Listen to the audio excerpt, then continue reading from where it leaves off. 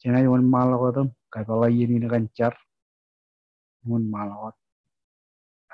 Ripendon chokochi peri chena ripendon. Orchonalin chimi jalan kau de jokom kamulu lulo. Choda ini kan choni enamman. Mola kan am karperi pemilo rain kajagaro kan yin choran nana otim chit. Mola kan yini namman. Moda jana mon malakot kachidak pokon peri pem. Cincino dengan camala ko yini no yos. Peripna iba talinin peripen. So kalawin kanyaramane ran kadagan kan peripen. All brain otan chirana stuna walling atak. Ijokorat peri anis ko chetabum ko mol ko nur kona yu lola ke rijorat peri. Peripen cincino kabungin kan camala. Otan chis ko molot hane. Amen. Ewa alabar mana na boy temarong. Kubata kutpenton ayar kabungan anis yung mga tala mga jakay nanawan karakuan. Ragi pa yung netong magchuana liloar nabar yurot ilo chorin ng pain.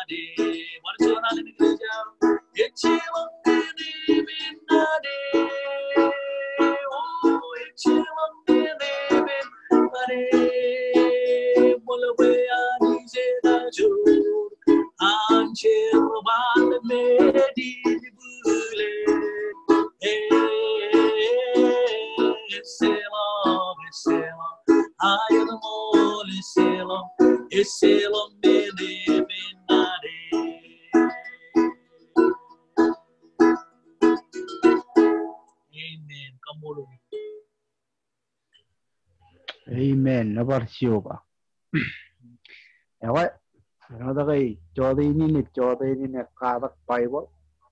Siyo kanan par pagalabian ay kanan kamolo lalit para no terkagi katada kananis Berkaki rencap, ummal parenwat, tigan rain, ada parenwatan cirako marap. Nyaji kia, katalag yeni, pain lat chicken, are ngakatak, marong. Kaja pala yeni dengan berkaki cemere mitterkis. Pastor Ryan, mall on malawat. Iwa pemol Rampton. Moro lo kan cium tadi man. Jika molo lani jikan cium ran kerja marwar kuban. Cium nadi tele awalip. Nada kerja poja kan kada nadi mona jana reng gitu poja. Kada nadi jilo cium ini raidin. Nai kerja tu kita roja poja nari kalau pokok nadi kan rubukui radim jongo ruan namba. Rubukui radim jongo ruan namba. Ijala bayar lomba. Ni marong kerja tu kita lagi John mata pastor client pun malu aku tu kerja ni. Adi cuan kap ro dewan kerja ni jangan. Malu aku tu.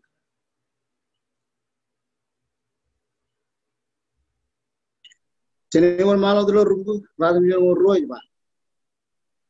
Ise bayari lama es nori miola las parchuta. Ise laen le nori reyo to surkaso. Zero be,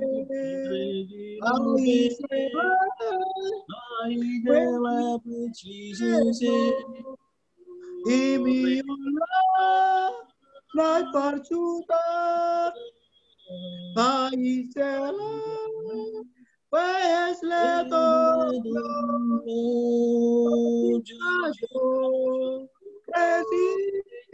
lo ve.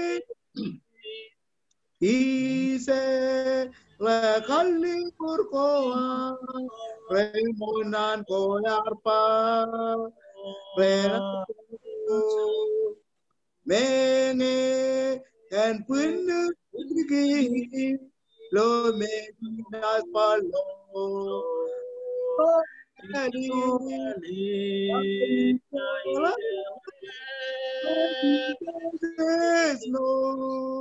Imiola nas parchutat ngahisela pues le togno chosim kaso resi lope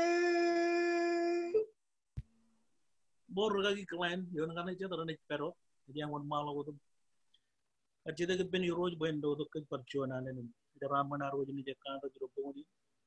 Jalan lagi jai tu cedok poja jar poin kan tu kita. Do ni nani dan kerja barang on malu aku di joko jit peri, cilla ku pendron.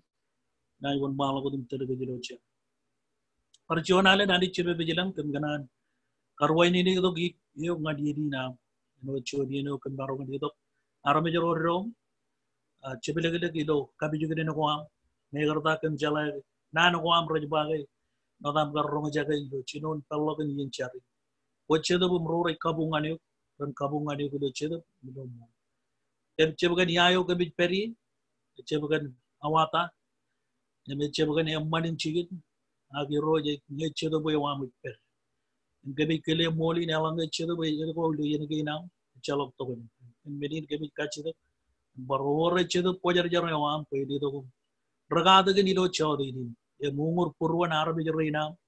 Ced pello kan nan ko kona lu da do purwan karri jar. Kamman bay kada gin chawdi din ena umur kan kalekkan ngan ratani me ko konan ba gamin ubra ka ga no ubra ga kray jar ubra ka. Ed benin ngai char bo kon kabello lelede. Kabello purwan. Kabello kalamal ga jano ko am. Gamin barongan kalamal ga jano kan nan ga inam. Ronga jaga pagi ngan purwan min bawr ka ga yala. Ngadia roji char lewa je barchuanalen jai gujiyo am chedo poje jar kon kabidir jala ke kabide ruboyalo awde menugo roga jai guji kabidin barchuanalen to kon no tier iro yadan nejum cheese ngai char komun kajangane je kadak kan kadagin wa ngan abang yo elap tada anarmi wa ga ngan abang yo elap tada an chuan armi ngaji kanono kan army ci kanono kan all of human race melalui kajeng remaja rebellion bin vagina rodonga ruria all of ka army yem jalo jon jen live out di bekan ke jawab ci army yem iganan kanono kan abeng yo me chelat em elap tada ilo meuran army yem kajangan jidong kada di pendro dilo chodi ni nalang yo rien emman kajangan kadalok jirigen emman kan kachida neoren ganan kachida gilo yene kada gina chaganan bachon alen karwai ni roba tare bachon alen ay kubado gilo ko ji ruwai ni nan kubado ko benikili jay matani do yelo awai ko barangay loro gilo jonian abeng gain de melang abeng go jemarong kar kanono ka gilo muri jonian abeng go ji kanono ka gilo eore berilo abeng gilo financial yo rabang ilo chicken jugu kejikan air tugot money kan cibang air lo kato choir ini ballo ilo chicken cherbal abang ilo chicken cherbal mere one juan arbe nge cherbal jadale me abang family wan alben menegen rajab ci ballo abang ilo family nge a roylo wan family ko rajab emmanay lale ron cedagain barabang ci do me barawon chaboy menengan chu family lo kabi jugene all menegen rajabang ci ballo abang ilo bar way ledo mani wa all menegen ge rajabang ijo do yor jon abang ijo lo kajangan ikono ba all menegen rajab bi maron bar rajab lu ko na abang yo inme ngan kaje menegen raj igar ro jagay chuan nane wo dem mana ro jagay nani ni ce cerbal bejen ndor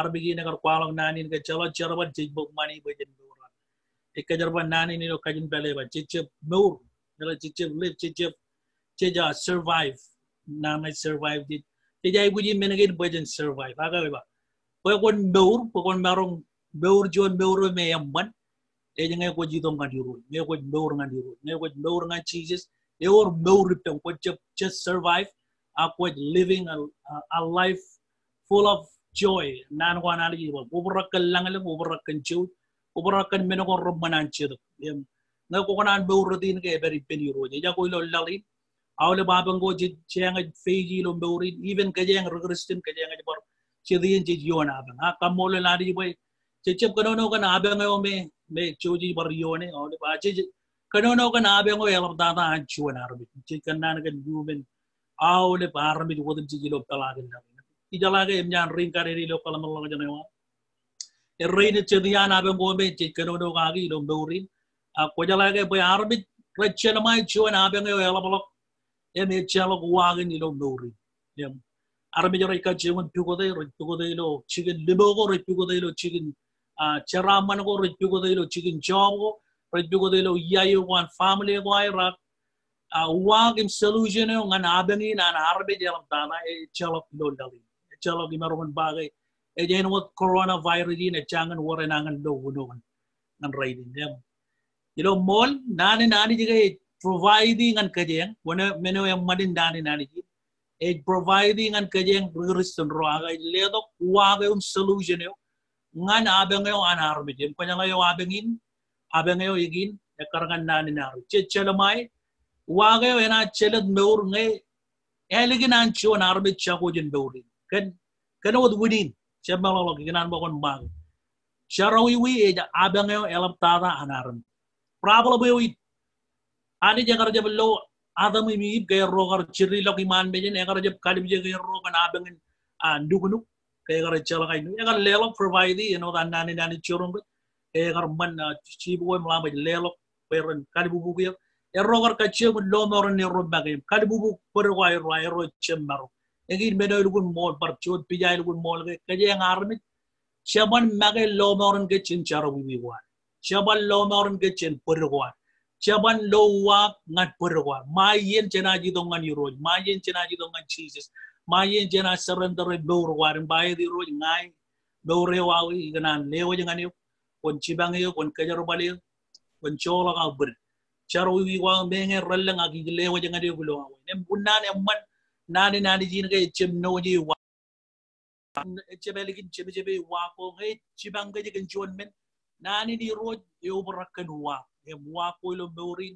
elaman arbi tugo de raidin e chonian eu ya be ngoy wa lap tana e marom gay mait e marom gay kabi juga ne marom gay family wa nala wa ya abe ngoy lap tana ngan yo gay charawi em charawi gay eno da ilang ala na ren kebelele charawi gay charawi belele chibele jinani belele misi mago wa ko chep edalilo yalo e jimayani je me providing wa wait morilo dali war me joro jiligi jap kan charawi em charawi gay meneo me elap tada me di marong bagay kujiyo me chalok unowan ega jor waga jen coronavirus jin kajeng regreston chamarong chelade chediar marong chago akwalo eban chago arami dulo akwa jala a charawi e chologo jeni man be jeni roji do kanni wat agay baray wat chologo ilo chedap em ko chep marong do mawren reo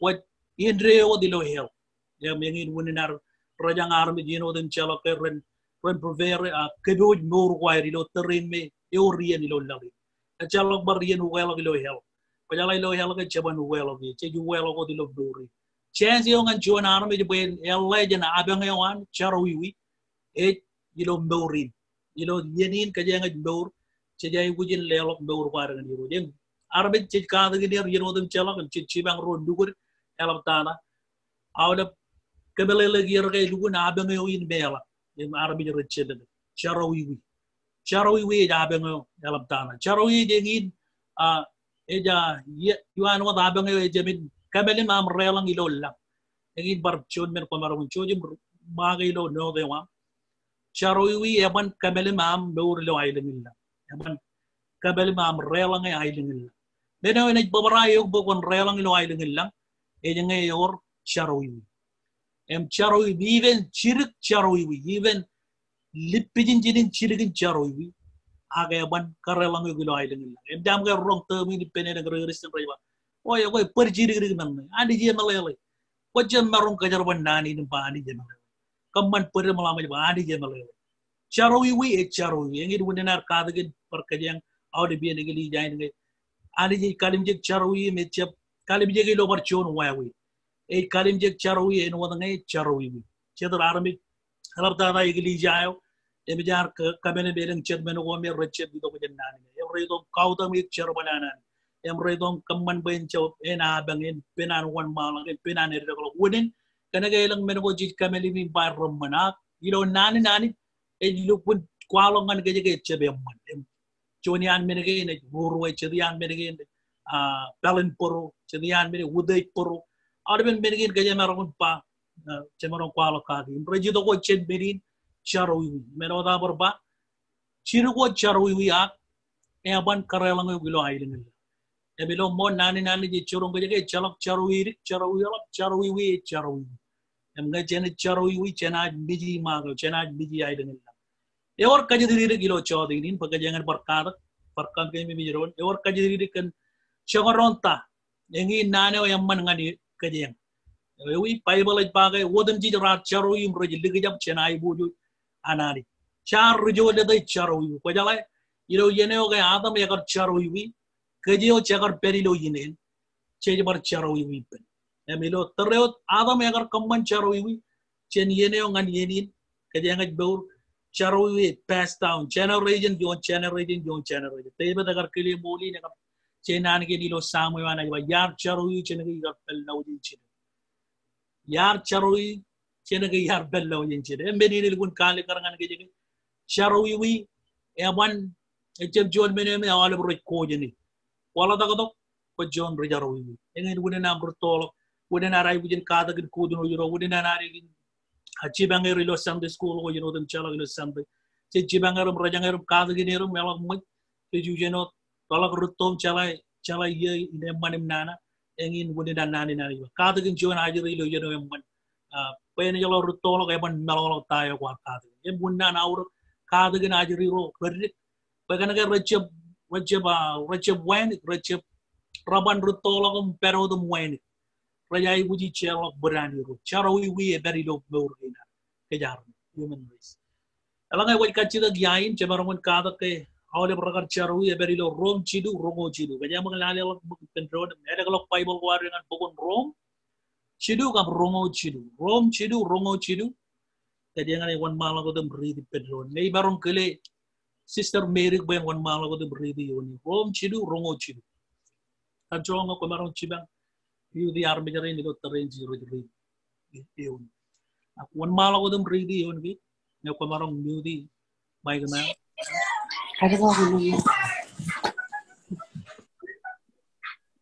Rom chidu rongo chidu. Ayo ba. Harame je odem je racara wiwi. Imret pero tolak senani. Yo rilono. Amen. Army jo odem je racara wiwi. Ilo wo gele me je kajar banani. Nane mo rom chidu rongo chidu ba. Boy odem je rar cara wiwi. Odem je nana odem je kadana kan all ba army. Ke jo odem je ke army. Chakar cara wiwi. Yang je racara wiwi. Yang ini udah narai budi di road, yang ini udah narai budi cewek. Aja bajar aku di jenaga John kaprali itu. Wan malam aku tuh berkena udah John ben kan carawi.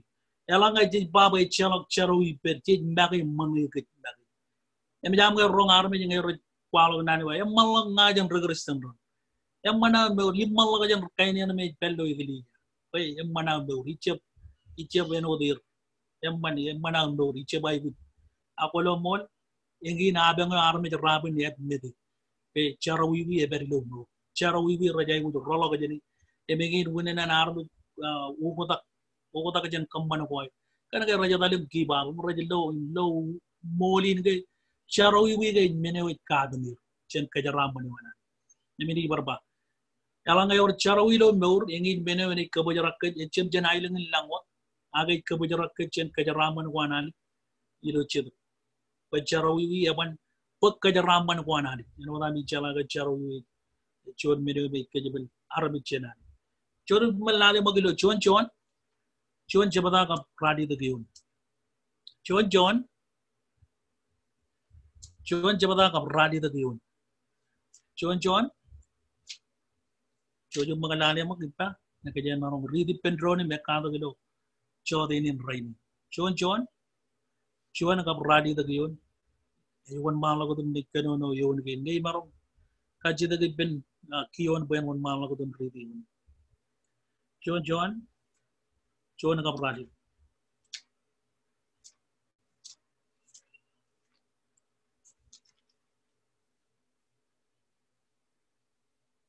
mana ke kion pomarong ka ridi yonin kan kajen John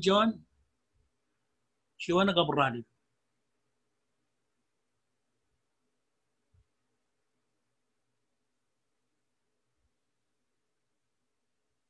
Man. John jabata rari tagayon. Ganon na udin. Nalangay chit pa ba chala charwi wiper. Chit mage manay ka imol et jabilo ka. Nalangay chit ba charwi et jabilo ka chit mage manay ka. Belalay bay kajang ban pojan moli. Kajang jawalip rujarwi. Chodi jawalip rujarwi. Chodian benokon dani chit chirong kajang ilo. Emelu nalikar do chodi ni. Naga barcho ni on chebarongan barloy. Nan kalikarum kamol ke chit ber yumun charwi. Chebadilo penikol an charwi. Chebadilo charwi. Em kia lale bagilo. Pokon rom chijino chebata ka promo chidu yon. Ni barong kachila ke ben currenti kan engineering ben rit. Rom chijino ka promo chidu. Jadi mengalami tain pokoknya di kendaraan. Cabar kendaraan kan charwi ada ujian menemban yoni. Rom chijino ka promo chidu. Karena dia kan kone jangan miudi baik na, ne control kamarong perciban. Dia ngaje kantor ke ben drone itu cawat ini. Amol lah.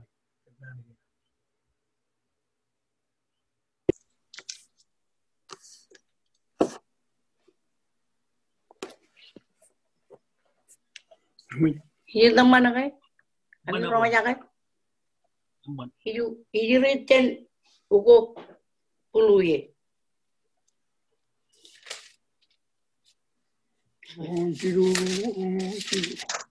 Coba per, rom tidur. Mal.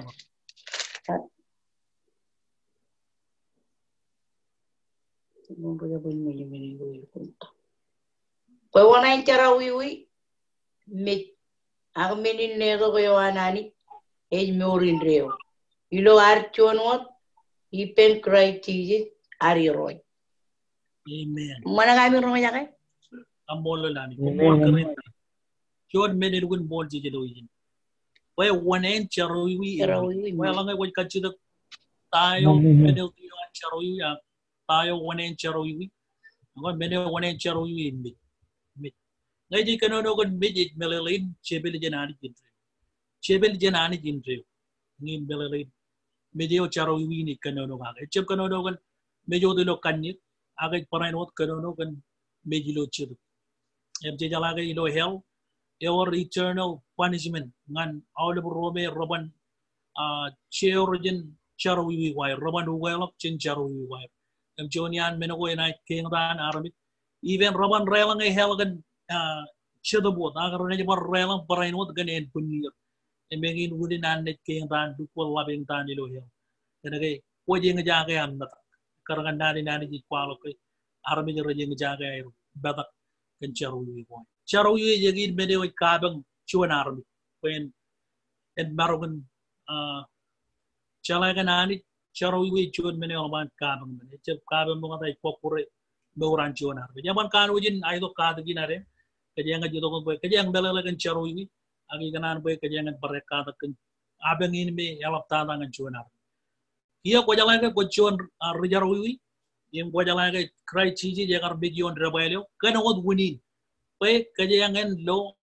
yel cencelo acelo beriwanani dengan cara wiwi golom dorwa mj kamolo lani dengan Jesus Christ nejenani yo ya karo ko me kar kalai penalty yo ancharo wiwi penalty yo mit eno daren kar ridilo rom chijino romo chido ga wanen charo wiwi mit em kwem nga kajaro karjep kalai waneni choja karjep kalai waneni even ilo terewan chiji e jalok juan ya kar parent it book sharawi wan chuan ar wudin ko jala wudin kana ke kajang jab barung lo moron kejman chaban mage lo moron kej meni ne kali karangan ke jeno jon pijayo ji lo bugun jon reveli jino jamarong pogo ilo tereo me adam ya kar charawi ya kar jab marong ko ene ke iman bijinan sharabale wan bene ya kar kamane nganani ya kar jab marong lo moron engin wudina ngarani gar ayu gujin manchuad medinbor em yagar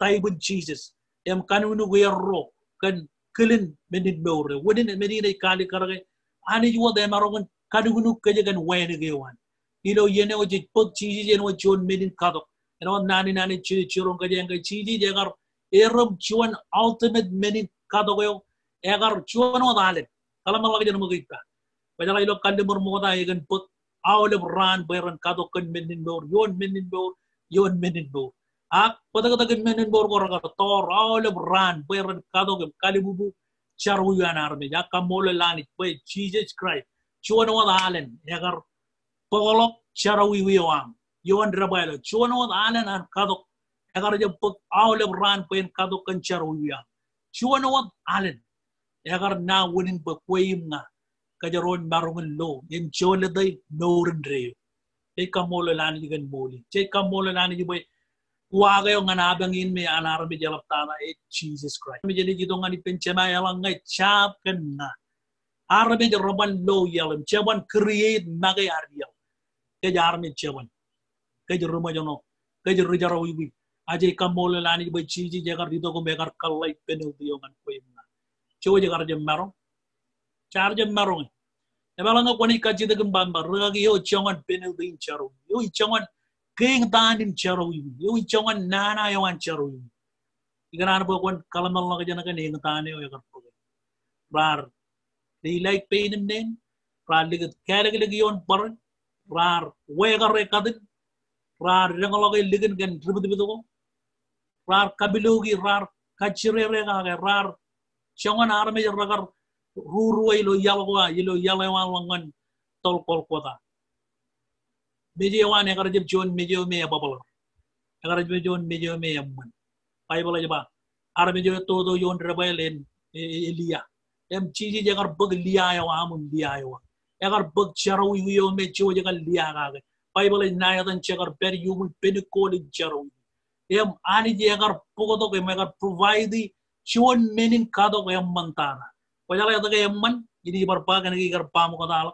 kan ke padaga ke chiji je e padaga ke narmi ini barpa padaga ke wan chiji je padaga ke narmi e me padaga ke menin no je kanono kan jon padaga ke me ordinary padaga je kanono kan jon padaga ke me lugun chibe jo jon padaga ke me e wajar jar odam wajar jar ari dok centrone wanani padaga ke nani nagi agar tor yon calvary ken koimna kan charwi wiam yem kan charwi yem ngai pedin parchabala ligalagu nor ngal lalin kan gi jalage eor en elap kar waneneo chiji jagar penganna yem ngan koi wane melaba lat agar na wunin bay nejinani edi dogo mi ngatan kan koi pamaron ka kacce de barga gi koi wonna em eor jon rekanan agar jali ilo lyrics yani ba ragagi won yiro won na bo kon yidok immi jigani jala won koy rejarawi koy nga ka jaro rejarawi em chiji jagar na wonin bay didok ani jagar idok kanod wonin kanod purposein payen kwa kure kajo rancharawi wi yon rebele em ko jala ga chiji jagar pogolo charwi wi amun charwi am rilegi yon rebele jagar jon charbale chiji jagar na ya dan garba erere lo chema erere lo charbale belelain bay charawi wi amun charawi jagar yine galok ngan yon rebele emajan chiji kokure emajan chiji panisi emajan chiji kaman bay charawi wi en chapar nour manjo yon nour wa egin wudinan paul chedo bogon koran ngay kajanga chapar nour ngan kamban ko an charawi ur jon arabi jega li lo kachi jay nour lo kray e kamarum kajang bay jen barun nour anjo jen nour in charawi ko e jon nu jam man ngay e jon du jam man ngat kajang ay da du jam chuan nu je lugu nem pe benga ani jagar logo charbur aga jagar perido pebe wan jagar perido plan wan yam ngai dugun tamak kana wali ben purwa ani jagar kele yene wan yam bantara yala nga koy kaji da marga ge to ani jagar katar malak jagar katar ya aldo charui eta ga arje provide you with menin ka to gini to to metto chembalo lo bible ba chiji jagar ragar chiji jagar kadokan ke mokodajen foundation ko anno belelain bay eri lo kan kar kamane jo da kay enaj wor joni yene wene du ko na ali kar lo dowrana em chiji jagar yido chidu tawjin yo ko rebo do ani jagar kale dilo terre ro mega ruli lalin payala ya da kay ngai tamak joni an gun ko ene kay charawi wi me ancho na arabe dim ragan rom ragan panisir captain punishment yo ngancho ne me kermano e rebel em ko jala rebel ga chep chamala ko me nana a chen emman e jon chamala ko me nana ngancho kermano rajai bujin pag rebe to ko rajai bujin rangalo ko rajai bujin kamane lang kait menangani moda janan ten rebel ay no nga jon menin do rikke ndan pa mo kala lang jon mo kita yo jomana ba inga dane o chiji jagar pagay yon rebel em weekend be kajanga perilo jon weekend passing week e jawa ko an chiji jagar ta moda janan kar dan rebel kajanga bojen celebrate lo ran good friday kan tayo chiji jagar kamane lo ran ro ran jen dia e be gin melo chiji jagar kamane lo weekend jagar je bay man purwon jagar erro ak kanage od wunin pajalaga ko kar perilo kalam la gana chokoron won ko maro ba impossible elemenan yuro agar pello kalamala janan yuro chemalo ba ani je jalati emelele kan kit egal logo mo na janar gal la chendo tinchire emegar jalage ne yana million rabalo it bejegan clan it bejegan ryan it bejegan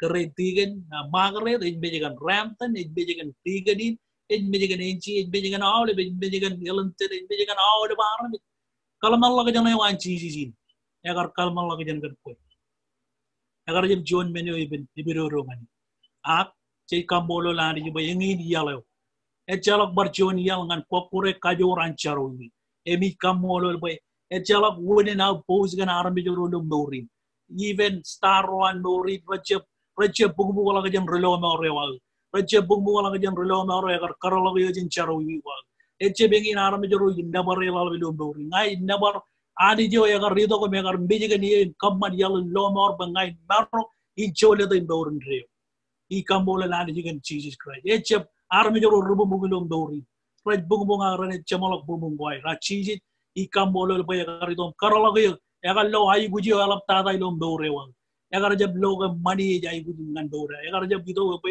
mbeje gan bay daru gun rumu ya gar jab bido ba in mbeje bay war chabaro me ba ya garrido ba in bejigan charo ye in ultimate sacrifice je wan yiro je gar kamade ken charo yu am charo yu ebe chep chiwad bedin puro mo ngan kaje ngai chiwad benin langala ngai chiwad bedin banana kana ngai wigin kaje yang riancho be chiji je gar do kamade ngan kaje wow jolo ber bi dar go chirit bo ywa kaje ni wan malo ko dum kan chidi do ka do inare ba yiro chiji agar kamane chiwana char chiwad benin ko ne mani do bogun John Cosmo John Chivata kam chongo royon iro cheeses ngai John rojaro John in meno me chamaro un kele pereng dang kia ga je jala ga John rojaro wi wago ngan kaje yang iro idong ngan cheeses em cheeses ne kamman ya me gid meno je chere ngan awle bar mi godum chi chabaro di ngai ikamole landi jigan koma yang regeli ja yala ba charaman ngan komu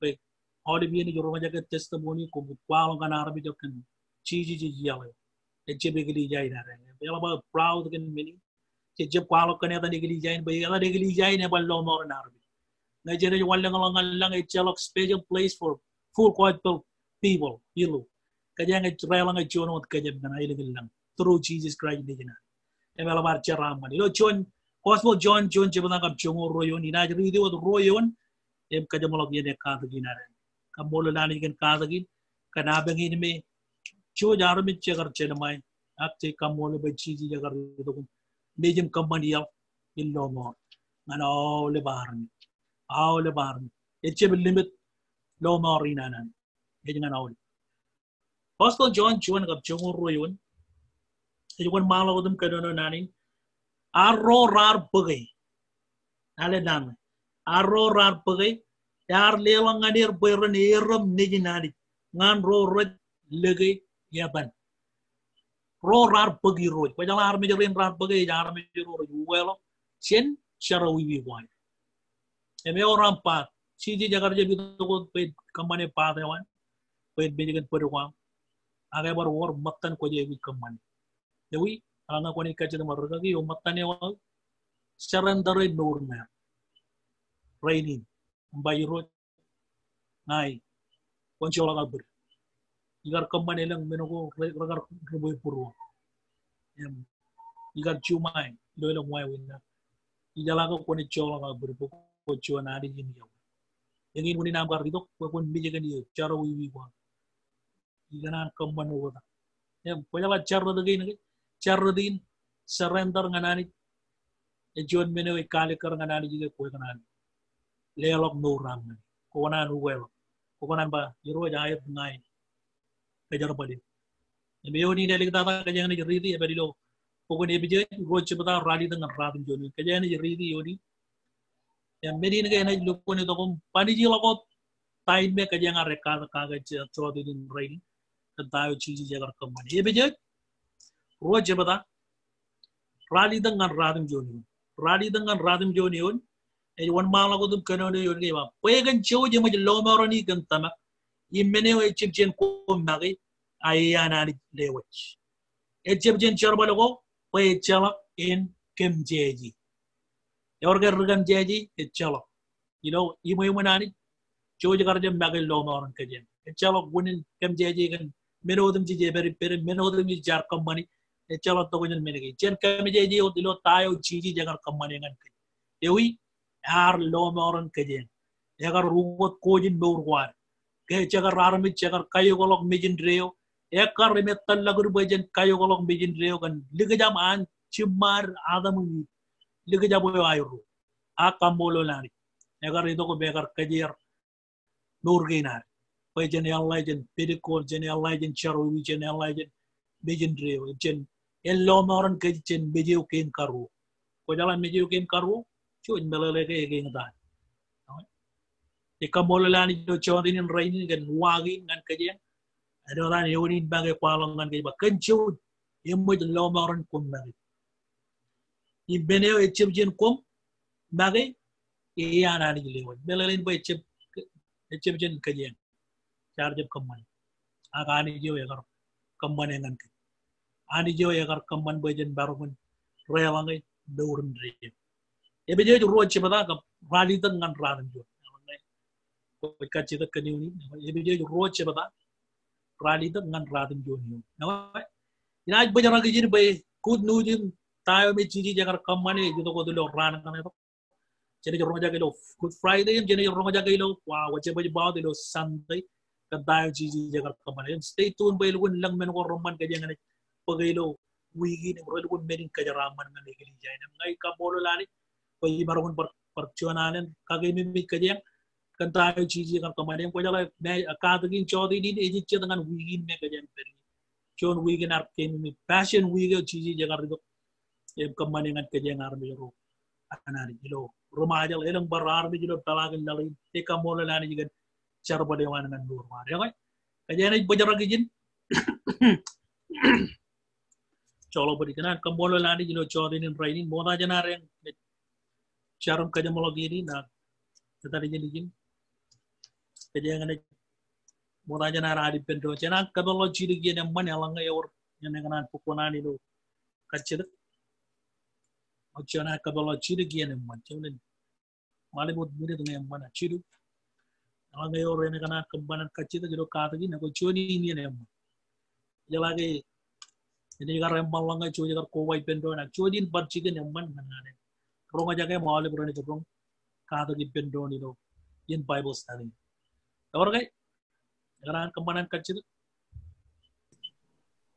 Ya ko ragagi chona kachita Man malo. ke kachita ga ay gichen ko yabam yon ko lo pa ba rekalo ko ke juru cara wi chen nge char pala lo jinchiner ne ba ajuru chiri ro me re kala la ko gum chako ko nang mi ara chin ko tolak berem gon no ko erngam Obel. mon Amban. Kajangan ni antar boy na tan. Orang wang aja jangan gue kalian. Ganan ber kata wajir gini naman berkelain yang pokoknya gini tau wang eh angai orang ciri jangan itu berkelain kelain mon malam itu pokoknya belum kacir itu. Not parable and cheese dengan rora rabbit hajiro di malam tatangan pair zero. Ilan cirong ke jowo bacin katala ajru rerip perun ditongan pen pero re air ailengan lang imeche minino ta iwa common par eno ta ajru rerip kalman lagu san kuar nur kuar kenenge cejala ke ajru cholok pecek chala tain rekamani em chije ejala ke charawi mol ke chinen charawi Mayen kone chala manim nana im cabdongan price ya ko ijo kone anga ko jiri ko ta ko mi itamak ergun clear tane chije pai jana common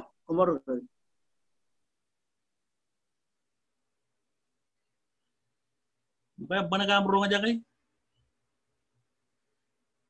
ko mor ragagi Man. Mikiran berbani jelo kayak mau nane game berkaki nagar palo. Ajari roga rich raja aja kan yang manim nana. Raja ini kan itu raja ini sin. Akcar wiwi kayak beri lo. Kena tahu apa? Akcar wiwi rutolok gilo air rutolok. Karena raja lagi dia yang manim nana. Yang ini ada raja yang kucing kere. Tapi macam kan kayak rich. Oleh biar kayak mani ijar rai penjon rupa. Macam kan kayak kucing nijin tiga naga nijin ragaki yang nijin komat akan nijin. Cabar title ko lo pai wala. Ini kaman berkuan relang aja. Alang ko jalan kan yang manim nana ko cibu ko lo. Nani jadi nagaya ka jado kanijin. Akajiri ro me rachalok ruwer em rebit marong walon nang jina rajaji rajin jala kan yang manim nana lame ulang. Biganan kajarban wancha mo kan bauran tebe. Wat kemi bi pepe na to kun tebe to kaya kar nangan mi jini ngi dijin. Ro pecheba karame agar urore agar pokore lo peni lo tarina. Mandi jagar lu pentebe ko nya jala pepe na to kun kaya kar lu pentebe agar ciri kalau cuan nangan ini jangan nengi tapi pada kalau ciri kalau awal bian ciri kalau kan nengi dum cara kagai boy rojan kenur ya Kada kaya ani jagar pa, yang kaya yang jalan jabro nani ani jai pa kaya bandu kote. Ya cuta kiri kenta iba. Eme agar kaje tebet kanan agar kamane juan jaro yu. Agar begini di jero romo tana. Yang nggak kau ada read malak, jadi jelewat provide cepatai ini miu degi, jadi jelewat jangan koi. Agai kuala ke tebet agar elegi nana agar caku dingi, aram jaro agar itu kumpuleng koi agar buat agam giam mangai. Em roja agar kaji itu kembali itu you know they even review dok ngeran gini nearby. You know they even review kalau kin, cici tebet agar kemana kuala nana gini dengan ini. Ini kita, ke, ini jangan ani bagai. Ya buah kayak wani nih ya. Jalan ini kemana buin bar kerja bawah. Ini jilok ngani pensiun ran. Bela lain baik, tapi betul jalan. Kayak dingin ya bela. Ini cion ran. Majari ro, ini joni pewe nado ini kali karangan kejadi. Dingin ro, nih raja ku kayak rejit, rabella. Bar berain mot molengan karero me raja bar. Ngan bar cibang karero me raja. Ngan kain me karbat. Ngayon karba war, ngayon yung war, ganaan mo kumain ng cibanger. Ngayon karba miscarry, ngayon ko ni dir. E chalok ruwer, ngayon accident ng chud menobe, pagarjib chalang aki. Ako, adi jam malele, chep babu yung kajar paling ang excuse da. Adi jay jalagin ngayon beripin, ani. Ako, alang ngayon waka chidagin, kaya ni baritong ngan, rubugoy rongo chimjoan na ba? Ibarat berkaji dengan berkaji kalian pun terjadi dulu buku dari romo jindon ada bari yang ada bentuk ni nanti. Balik ini nak kile tiga ni cemere tiga pajin dia pencarum kerja mulai ini kerja ramban kerja family ini tiga ni jangan perenot caba par di bocor model malu terus. Hole bahi ale terlihat Sahipa kachitakia Sahipa leke anjoy Yo eter Hole bamur Haine ma Nele tongaria Kehicho Kehilohe Imiche La pehes keman Men ko tem che preman imi se la pehes keman men ko tem che preman ole ba I ale telie kam ne ye ha ya le tok cho Sihilo kablo le donga ye predinor menene prema kimte himal la paneroga chenes ma erubima lo etolore dinor Chenes ma erubima lo heto lore nino oleba iale telia ohela kanya kweye imenas le toka kuse lo chigu chema hila Im nghe ha esa wa pen pen his wale longan merah engina salin reyo si se tela iyal engina alin reyo si se tela iyal